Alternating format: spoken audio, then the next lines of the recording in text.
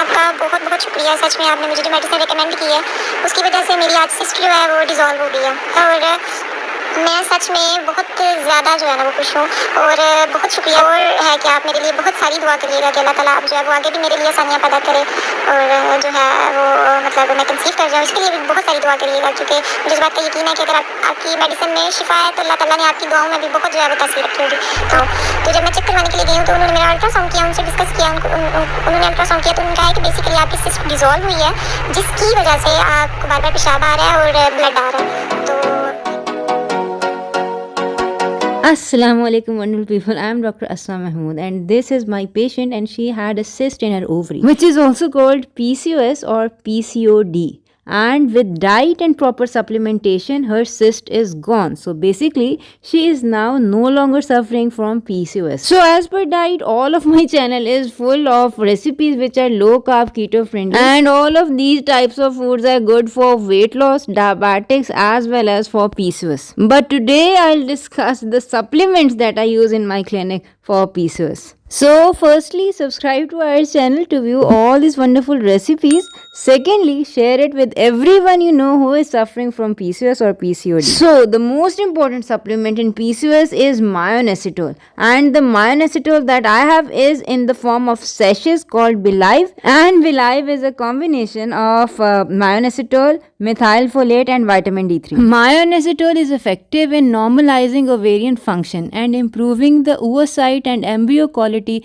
in PCOS. And all of these benefits are research based. You can view the research links in the description box below. The second supplement is Methylfolate, which is effective for reducing insulin resistance. And in a study, Methylfolate dosage was compared. 1 milligram was compared to 5 milligram. And it was found that 5 milligram is better in controlling the glucose metabolism and insulin resistance. And this is the exact dose used in Belive. Thirdly is vitamin D. Vitamin D insufficiency contributes to insulin resistance, inflammation and psychological distress in women with PCOS. And all of these adverse effects basically increase the complications in PCOS. And the good thing is all of these three supplements are found in this single supplement of Belive sachets. And if anyone is extra deficient in vitamin D, I give them supplementation in the form of pills or injections. After Belive, the next most important supplement is N-acetylcysteine, also called NAC for short. NAC has been shown to have better benefits as compared to metformin for improving pregnancy rates, spontaneous ovulation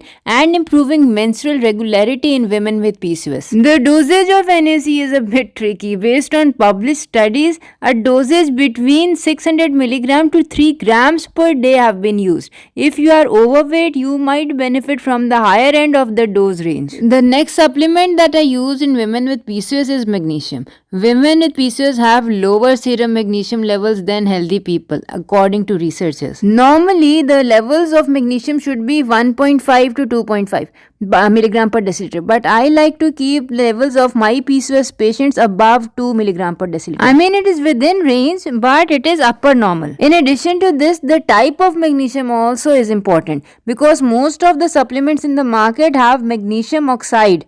Magnesium oxide has least bioavailability. That is to say only a small fraction, about 20% is absorbed into the body. The rest is lost. The magnesium that we have in our clinic is magnesium gluconate, which has a wonderful bioavailability. Almost more than 80% is absorbed into the body.